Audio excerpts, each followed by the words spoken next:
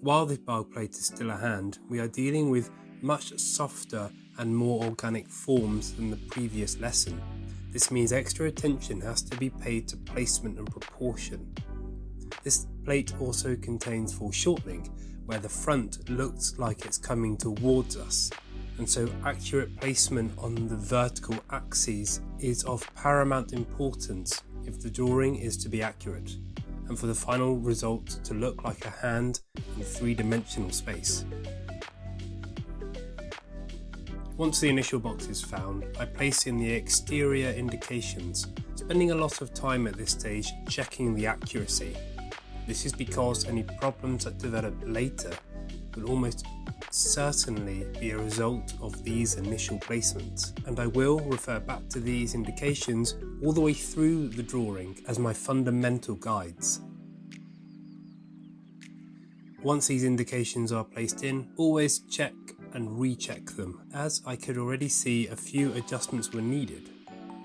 Just remember the whole drawing will be based off these indications, so skipping this step will almost certainly lead to major adjustments later on. Here checking the top to the bottom and the left to the right, making sure they sit in the correct place. I could see the bottom indication and the right indication needed adjusting. I will use diagonals as well as horizontals and verticals to make sure these indications are as accurate as possible. Remember to triple check placement on the diagonals, as changes of angles moving between the reference and your drawing can easily occur. Once I'm happy with these and made any small adjustments, I then find the initial 4 to 6 line blocking, starting with the simplification for the fingers on the left. Here I have found a line that groups all the fingers together, giving their placement within the envelope, importantly without drawing through the forms. Then finding a line from the finger to the bottom of the base on the right, and now from the furthest indication on the right to the top of the outside of the wrist. Again, importantly, not cutting through the forms and connecting directly to the top indication. Remember, the aim of this block-in is to find the silhouette, and cutting through the forms won't help with that. Then finding the line from the knuckle to the wrist. Once these are placed in, checking the diagonals made and double checking, if not triple checking, just to be 100% sure they are accurate. The last line that completes this block-in is the line from the top of the wrist. Think of this as a sculptor carving away at a two-dimensional block of marble, getting rid of large areas first to reveal the rough form. As you can see, this complex subject has been mapped out in only 5 lines, as most of the forms contain lots of subtle angles. The clearest place to start is the vertical line and the horizontal line showing the bottom of the base and the fingers. Then the small area from the top of the knuckle on the left starting to show the true silhouette of the hand. And I can see that the line for the finger just drawn was too long, and as I felt the triangle of negative space created along the fingers was correct, the other option was to bring the initial indication on the left down, and by doing this I have to refine the long line from the knuckle to the wrist. Now the initial indication feels pretty accurate. I can use it to find a more accurate line for the wrist at the top, developing a more accurate silhouette and starting to find the pinky finger and hand connection. I can see almost 2 parallel lines between the pinky finger at the bottom and the bottom of the wrist at the top, which can be used to connect the 2 sides together. By ghosting or tracing this line through the hand, I can get a pretty good idea of where the bottom of the wrist on the right will sit. I try not to draw lines through the forms here, but it is important to visually connect them together. So now I am finding the shape of the wrist at the top and the long line for the base, of course using only simple shapes at first. This allows me to make changes and adjustments easily if needed. Also, by simplifying like this, I can reference the whole drawing. See how I have created 3 strong triangles of negative space around the whole form to help check the accuracy. Using diagonals, I start to check the drawing at this point, especially the point from the knuckle on the left to the top of the base. I can see the top of the base sits slightly lower down. Now I start to carve away at the top of the hand using straight lines. I try not to make more than 3 lines without checking them to my previous marks. Using previous marks, which I know to be correct, acts as a guide for the rest of the drawing, so I never want to stray too far from them. Using the measuring stick to check the marks made, always removing marks that aren't needed anymore. Coming back to the pinky finger, I can see it needs adjusting along with the wrist at the top. Your eye can become stale to an area, so it is good practice not to spend too long in one place and come back to it at a later date. Remember, every adjustment you will make will affect something else. This is why the block-in stage is so important to get as accurate as you can. I am now finding the connection between the fingers and the thumb to contain the form, and then using the long line defining the thumb to the wrist. This line also helps show the overlap between the hand coming towards us and the wrist going away. Going on to find where the thumb sits on the base allows me to separate out the fingers and the thumb area, creating a mitten-like shape, grouping these shapes together. This mitten shape is a great starting point for constructing individual fingers and will prove invaluable when drawing hands. And it's something we'll talk a little bit more about later on. The whole drawing is now easily visualized as 2 simple shapes, one for the hand and one for the base. Simplifying like this will allow me to relate the subject together and spot any mistakes within these big forms. The importance of not cutting into the form starts to become clear from here, as I start to carve in to find the thumb and individual features. This means I don't have the added question of whether I go outside or inside of the lines, as I know I should be carving into the shape, still finding just 2 lines to indicate the thumb and showing the small overlaps at the top of the hand to wrist.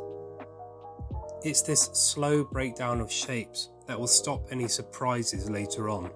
Just like at every stage, I am continuously going around new areas and making small adjustments, like at the top of the drawing and the thumb, being continually self-critical of every mark made. Now is a good time to use a mirror, as the forms are starting to take shape, so it will be obvious if you're on the right track or not. Remember though to use the mirror sparingly. Now that I can't see any problems in the big simple forms for the hand and the base, I will start to develop the smaller interior shapes, like the space between the thumb and the forefinger, and the forefinger itself. See how I hold the pencil at the very end, making swift, subtle straight lines. Holding the pencil like this means the lines are easily removed, and it reinforces the idea that I'm not making small marks. Developing the silhouette of the forefinger without committing to any interior information. If I am not happy with a mark, I slow down the whole process and try to find the mistake, which can take a while to process, as it is a case of working through the possibilities. So never feel frustrated if you don't see a mistake or the solution to a mistake straight away.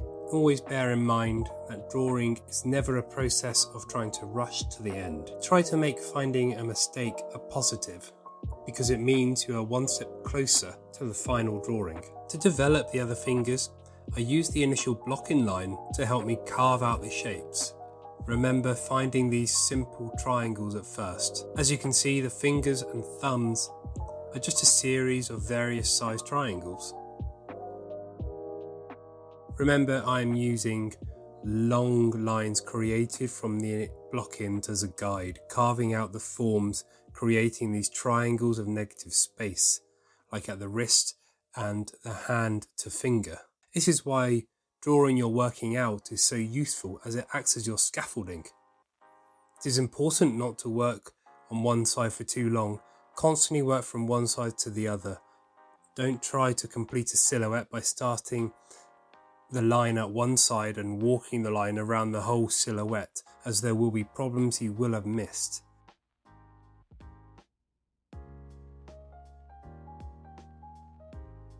These simple shapes will start to reveal other issues that may not have been clear from before, like the area for the little finger, which didn't seem correct. You can see how I'm ghosting a line from the top of the base around the drawing to see where the top of the finger should sit. So always relating areas together like a visual web, interlocking all the parts of the drawing together. It is at this stage that the drawing should be able to stand on its own and the scaffolding lines are removed. Now, this isn't to say the drawing is completely accurate. It will need refining, but the corrections should be minor in comparison to the initial stages. You will see I often remove seemingly correct lines and redraw them.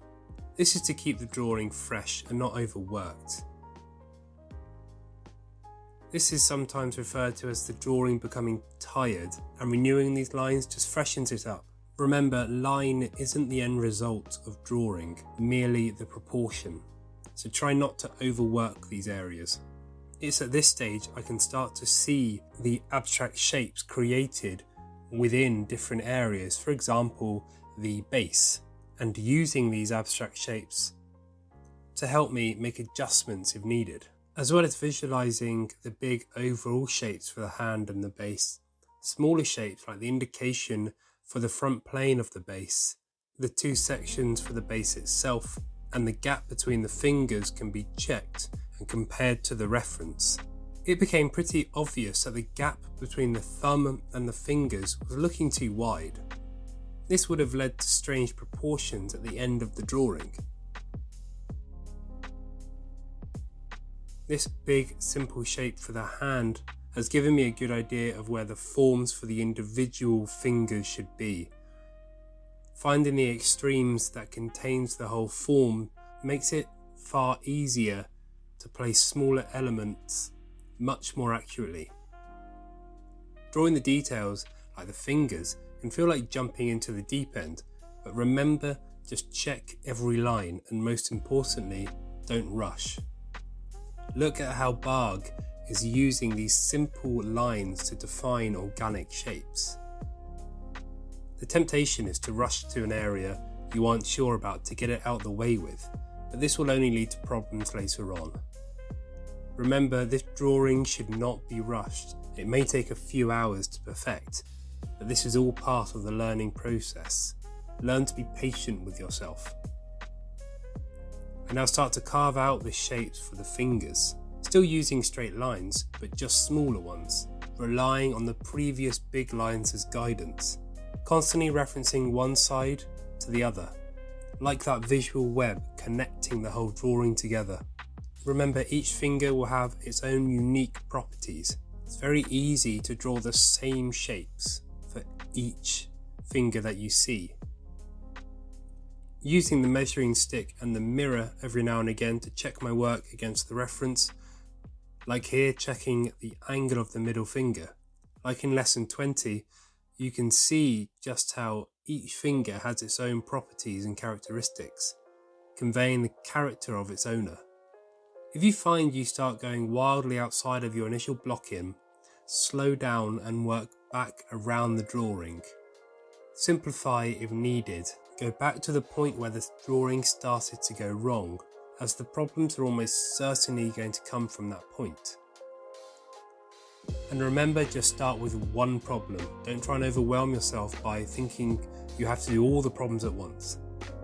The drawing needs many small adjustments to be considered finished, but now that all the major works and proportions have been discovered, let's go back to the beginning and look at how visualizing the hand as a simple mitten-like shape is really the best way to start drawing a hand. At the beginning of the lesson, I started by drawing the hand as a mitten-like shape, connecting all the fingers together and not drawing them individually. This may seem a strange way of thinking about hands, but imagining them in this way allows you to connect individual elements together, creating a solid structural form, or in other words, simplifying. It is all too easy to end up drawing sausage fingers that have no sense of structure or solidity if the whole isn't established first. Bargue emphasises this start in other plates when drawing the hand. Here we have plate 11, which shows two hands, with the top hand in a similar pose to the previous lesson, but because the hand is in a more relaxed pose, the fingers are more spread out, so it is important that the fingers are visually connected to each other before developing individual fingers. The top hand contains only 3 lines at the beginning that summarises the whole form, which can be seen lightly drawn in. Even when developing more complex shapes, Bargue hasn't rushed to fit in a drawing within these 3 lines. It uses these simple lines to carve out the shapes. See how Bargue has evened out all the small curves at the top of the hand in the final drawing to just a few simple lines. These lines may seem simple, but contain all the essential information. Most importantly, the initial big block-in allows you to make a judgment on the placement of the relation to the forefinger to thumb without having to guess, as you will know that it has to sit within this triangle of space created using these initial lines. Don't be afraid to put marks on the paper and make a mistake, because after all, drawing is a visual language and you only learn by doing and learning from those mistakes. Bargue could have gone a step further at the beginning, carving out an area for the placement of the thumb, connecting the thumb to the wrist. The bottom hand contains much more information, including fingers at different angles and tilts. This is where thinking in terms of a mitten will really help establish a strong base to work from.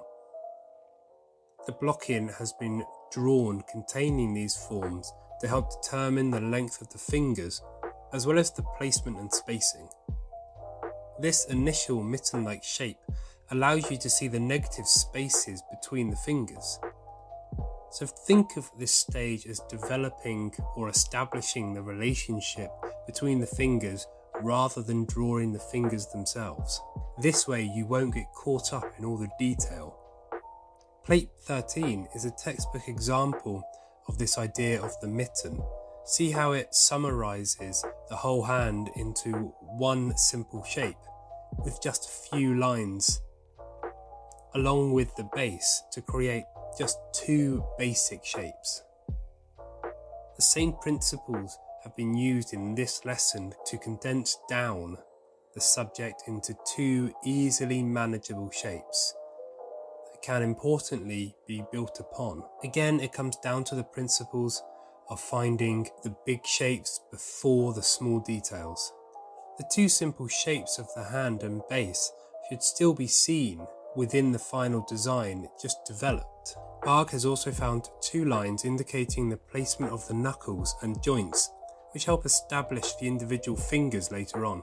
Don't get caught up in the anatomy or smaller shapes at this block-in stage. The information should still be kept broad. You can see where Bargue has left the line connecting the middle finger and forefinger in the second stage of the block-in to remind us that the individual fingers should be carved out of the simple block-in, and to look for the negative space to help establish the correct proportion and distances. Note again how Bargue has simplified the contour of the hand even in this more advanced second stage. These tiny changes in form really is the last step in any drawing and not the first.